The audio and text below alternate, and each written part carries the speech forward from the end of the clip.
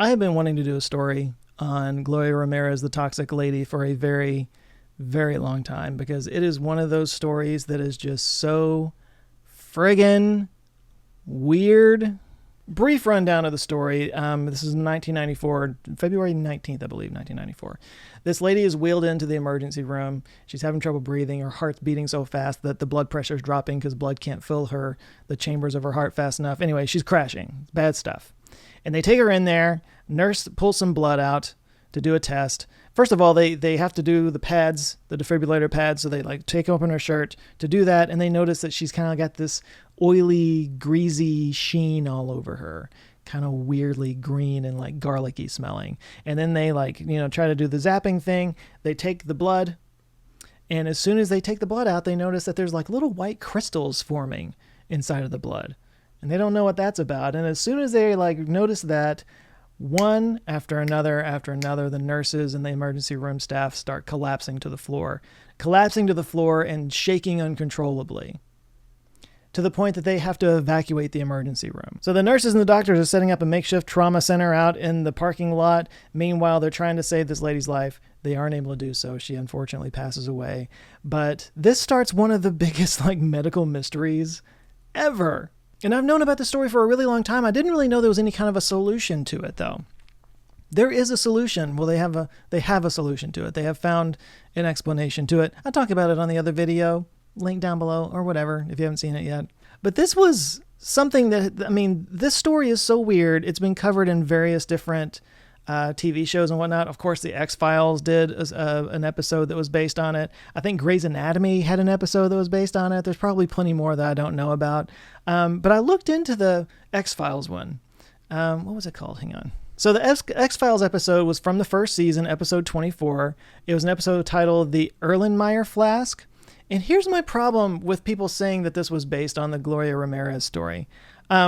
This episode of The X-Files came out on May 13th, 1994. So literally February, March, April, May, literally 3 months after this event happened. I find it very unlikely that this whole episode was scripted and shot and edited and released in 3 months after this thing happened. I think this might just be a little bit of parallel thinking. But yeah, it came out May 13th, 1994, as you can see right there. I'm having trouble believing that this whole thing was conceived and shot and everything in that time. But going back to the story and what I had talked about in my video, I'm starting to notice a pattern in a lot of the videos that I make that I keep going back to talking about pressure and how pressure changes everything.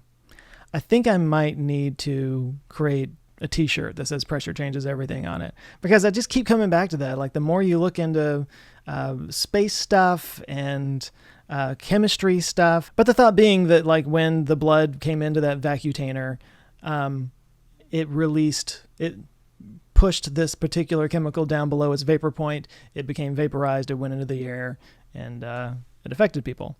But I always go back to the fact that whenever people land on other planets in sci-fi movies, they just check to make sure that there's oxygen. They don't check to make sure that the air pressure is exactly the same as Earth, which is extremely rare. It could be any variation of, Mars is a little bit smaller than Earth, but it has 1% the air pressure. And then you got Venus, which is about the exact same size as Earth and has 90 times the air pressure. Ironically, the one celestial body in the solar system that is similar to Earth in terms of pressure is Saturn's moon Titan. Now, it's so far away from the sun that it's so cold that there are liquid methane lakes on the surface of Titan. So we're not going to be just walking around, hanging out in Titan, but temperature aside, you could walk around without a pressure suit on Titan.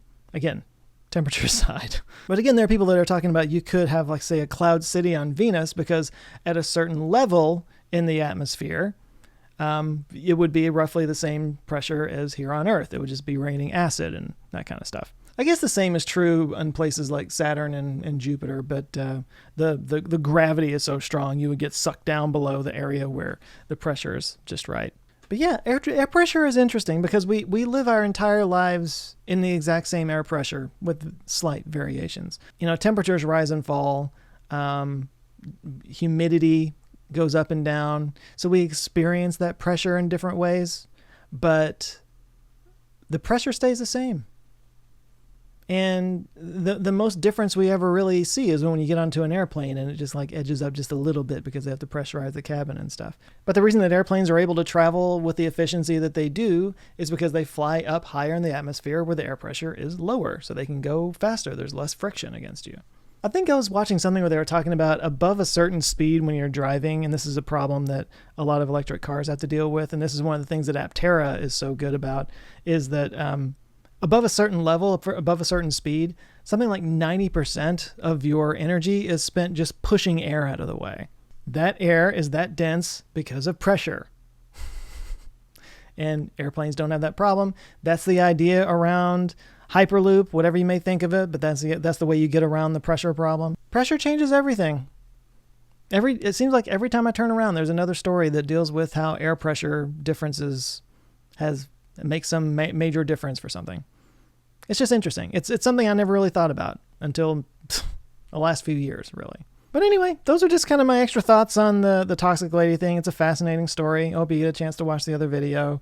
I thought it was something fun for Halloween, so there you go. Anyway, I hope your pressure is okay, and I hope you guys are doing all right, and I will catch you next time.